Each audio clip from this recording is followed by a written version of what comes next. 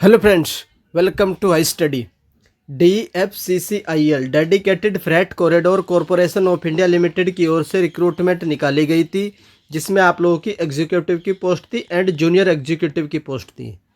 और इसका जो फॉर्म है, जो लास्ट जो था आप लोगों का, वो 30 जून तक भरा गया था। 30 जून के बाद आप लोग वेट कर रहे थे कि सर इसकी एग्ज़ाम डेट क्या होगी। इन्होंने नोटिफिकेशन में मेंशन करा था, उसके हिसाब से एग्ज़ाम होगा या नहीं होगा। तो इस वीडियो में मैं आप लोगों को एक आइडिया दूंगा कि आप लोगों का एग्ज़ाम कब तक हो सकता है।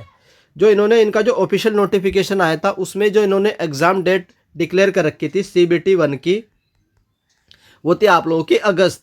अब इन्होंने अगस्त का महीना इंक्लूड कर रखा था, ये नहीं बताया था कि किस डेट को एग्ज़ाम कंडक्ट करवाया जाएगा। तो ये आप लोगों की जो अगस्त के बारे में इन्होंने इन्फॉर्म कर रखा है, जो CBT 1 होगा अगस्त में होगा DFCCIL ने। सर अगस्त में कब तक हो सकता है, इसकी पॉसिबिलिटी क्या है? तो मैं आप लोगों को एक बेसिक आइडिया दे देता हूँ कि 2 तारीख से लेकर के 17 अगस्त तक आप लोगों का जो CHSL का एग्ज़ाम है वो कंडक्ट करवाया जाएगा। आप लोग भी जानते हैं ऑल इंडिया कराया जाता है, सेंटर ऑलमोस्ट बुक रहेंगे। तो 2 से 17 के बीच में तो आप लोगों के एग्ज़ाम की पॉसिबिलिटी बिल्कुल जीरो है। अब उसके बाद आता है एक एग्ज़ाम आता है आप लोगों का EPFO SSA, social security assistant. हाँ, तो ये सोशल सिक्योरिटी असिस्टेंट का जो एग्ज़ाम है, ये आप लोगों का कंडक्ट करवाया जाएगा 18, 21, 22 एंड 23 अगस्त तक। तो 4 दिन ये एग्ज़ाम कंडक्ट करवाया जाएगा। तो अब लोग मान करके चलिए ऑलमोस्ट इस डेट में भी आप लोगों के जो एग्ज़ाम होने की पॉसिबिलिटी है बिल्कुल ना के बराबर है। सर अब कब हो सकता है? क्योंकि 23 अगस्त तक तो शेड्यूल फिक्स है। 23 अगस्त तक तो ऑलरेडी जो शेड्यूल फिक्स है, क्योंकि EPFO में भी अच्छे खासे कैंडिडेट है। मैक्सिमम कैंडिडेट के द्वारा वो फॉर्म भी भरा ही गया है, क्योंकि उसका जो लेवल है ऑलमोस्ट SSC एंड बैंकिंग जैसा ही रहने वाला है। तो 23 अगस्त तक तो आप लोगों के एग्ज़ाम होने की पॉसिबिलिटी बिल्कुल ना के बराबर है। तो अब कब हो सकता है? तो अब आप लोग मान करके चलिए कि 24 से लेकर के जो भी अगस्त में लास्ट का वीक है, उस वीक में आप लोगों का एग्ज़ाम होने की पॉसिबिलिटी है। तो अगस्त का जो लास्ट वीक है, उसी में आप लोग मान करके चलिए कि आप लोगों का एग्ज़ाम कंडक्ट करवा लिया जाएगा। जो मैंने आप लोगों को बता दिया कि 24 से पहले तो मुश्किल ही होगा, और हो सकता है कि सितंबर के फर्स्ट वीक में भी चला जाए, लेकिन ज़्यादा पॉसिबिलिटी आप लोगों की अगस्त के फर्स्ट वीक की, अगस्त के लास्ट वीक की ही है। तो ये था आप लोगों की एग्ज़ाम की डेट कि आप लोगों का एग्ज़ाम कब तक कंडक्ट करवाया जा सकता है। अब आप लोग बोल रहे थे कि सर नोट्स कहाँ से मिलेंगे, और जो DFCCIL की जो हिस्ट्री है, रेलवे की हिस्ट्री, वो कहाँ से पढ़ेंगे? तो मैं आप लोगों को बता देता हूँ कि मैंने एक PDF बनाई है। वो PDF हिंदी में भी है और इंग्लिश में भी है। उसमें आप लोगों को रेलवे की एंड DFCCIL की हिस्ट्री मिल जाएगी। वो PDF आप लोगों को परचेज करनी है, लेकिन परचेज करने से पहले आप लोगों को मन में डाउट रहेगा कि सर PDF कैसी है, हम देख तो लें। तो मैं आप लोगों को PDF दिखा देता हूँ। ये PDF आप लोगों की रेलवे की हिस्ट्री की evolution of the Indian railway, या इंग्लिश में, हिंदी में इसके बाद दिखा दूंगा। तो आप लोग देखिए किस तरीके से रेलवे की हिस्ट्री को मैंने डिज़ाइन किया। 1843 मिस्टर जॉर्ज क्लार्क, पहली जो ट्रेन चली थी 21 गन की, जो आप लोगों की सलामी दी गई थी, 3:30 बजे चली थी, 400 उसमें गेस्ट गए थे, 14 रेलवे के डिब्बे थे 1853 में। देखो मैंने सारी चीज़ें इसमें इंक्लूड की है। ट्रैक किलोमीटर कैसे क्या होते हैं, 3 टाइप के होते हैं, ब्रॉड, मीटर, नैरो, और टोटल कितने का इस समय है, वो सारी चीज़ें बता दी आप लोगों को। फिर कुछ इंटरेस्टिंग फैक्ट भी बताया यहाँ पर पे। फिर उसके बाद नीचे एक जो योजना चल रही है उसके बारे में बताया है। कुछ एब्रीवेशन आप लोगों से पूछे जाएंगे कि इसकी फुल फॉर्म बता दीजिए IRCTC की, वो भी सारी मैंने इंपॉर्टेंट फुल फॉर्म यहाँ पर लिखी है। फिर मैंने फेरी क्वीन जो इंजन था उसके बारे में एक्सप्लेन किया है, और श्रीलंका में कोई भी हमारा रेलवे लिंक नहीं है उसके बारे में एक्सप्लेन किया है यहाँ पर। उसके बाद मैंने जो इंपॉर्टेंट फैक्ट्स है रेलवे के, वो 1 लाइनर की फॉर्म में भी लिख दिए। करंट में कितना इलेक्ट्रिफिकेशन हो चुका है, ऑलमोस्ट 90% इलेक्ट्रिफिकेशन हो चुका है, और 2024 तक आप लोगों को 100% इलेक्ट्रिफिकेशन करना है।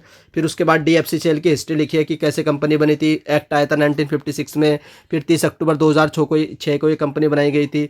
फिर मैंने दोनों कॉरिडोर को के बारे में थ्योरी लिखी है कि ईस्टर्न कॉरिडोर क्या है, वेस्टर्न कॉरिडोर क्या है, ये भी यहाँ पर इंक्लूड किया है। फिर उनके बारे में भी बताया कि क्या है, इनको फंडिंग कहाँ से मिल रही है, जापान की एक कंपनी जीका, उसके द्वारा इनको फंडिंग दी जा रही है, कितनी प्रोजेक्ट की कॉस्ट है। तो जितने भी फैक्ट बन सकते हैं मैंने DFCCIL के यहाँ पर वो पॉइंट भी मेंशन कर दिए एक एक करके। फिर उसके बाद यहाँ पर सारी चीज़ें मेंशन करी है। फिर ये रेलवे मिनिस्टर, फिर मैंने आप लोगों को जितनी थ्योरी थी वो दे दी। उसके बाद मैंने आप लोगों को क्वेश्चन आंसर दे दिए, क्वेश्चन आंसर इस तरीके से आप लोग देखिए।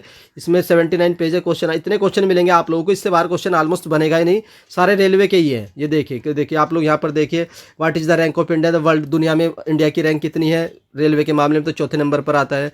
फिर पहली वुमेन इंडियन ड्राइवर कौन थी, सुरेखा यादव थी। तो इस तरह के क्वेश्चन आप लोग को पूछे जाते हैं।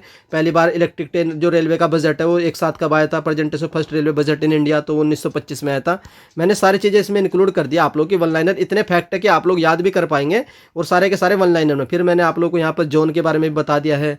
फिर लास्ट में मैंने देखो यहाँ पर ये सारी चीज़ें फुल फॉर्म और क्वेश्चन आंसर इतने लिखे हैं कि आप लोग बस इसको भी पढ़ के चले जाएंगे तो 10 में से आप लोग अच्छा स्कोर कर पाएंगे। और जो 24 की मार्क्स की आएगी मेंस में, वहाँ पर भी आप लोग अच्छा स्कोर कर पाएंगे। तो इस वजह से इस पीडीएफ को दोनों तरीके से डिजाइन किया गया। फुल फॉर्म देखिए आप लोग, हर चीज़ जो रेलवे की है उसमें फुल फॉर्म भी मैंने आप लोगों के लिए लिख दिया यहाँ पर। फिर मैंने क्या किया इसमें लास्ट में, जो आप डीएफसीएल के 2021 में जो एग्जाम कंडक्ट करवाया गया था ऑपरेशन एनबीडी का एग्जीक्यूटिव का, तो उसमें रेलवे के 24 क्वेश्चन पूछे गए थे। वो 24 क्वेश्चन मैंने यहाँ पे आप लोगों के लिख दिए हैं। ये देखिए ये 24 क्वेश्चन है, ये क्वेश्चन है आप लोग का, ये आंसर है। तो ये 24 क्वेश्चन भी आप लोग को यहाँ मिल जाएंगे। उसी तरीके से जो 2021 में 5 शिफ्ट थी आप लोगों की, ये सेकेंड शिफ्ट है आप लोगों की, और नीचे आप लोगों को थर्ड शिफ्ट मिल जाएगी और जूनियर एग्जीक्यूटिव की 2 शिफ्ट मिल जाएगी, जहाँ पर रेलवे के 24 क्वेश्चन पूछे गए थे। ये आप लोगों की थर्ड शिफ्ट है। तो इस तरीके से आप लोगों को इसमें थ्योरी भी मिल जाएगी, वन लाइनर भी मिलेंगे और प्रीवियस ईयर भी मिलेंगे। और पीडीएफ का प्राइस कितना, ओनली 50 रुपीज़ है। पीडीएफ परचेज कैसे करेंगे, तो मैं आप लोग को एक नंबर लिख देता हूँ 7409781828। इस नंबर पर आप लोग 50 रुपये का पेमेंट करने के बाद स्नैपशॉट भेज दीजिएगा। पेमेंट कैसे करेंगे, फ़ोनपे, पेटीएम, गूगल पे या QR कोड, जिस तरीके से भी आप लोग पेमेंट करना चाहते हैं कर सकते हैं। All are accepted. 7409781828 इस नंबर पर 50 रुपये आप लोग को पेमेंट करने रेलवे हिस्ट्री के लिए।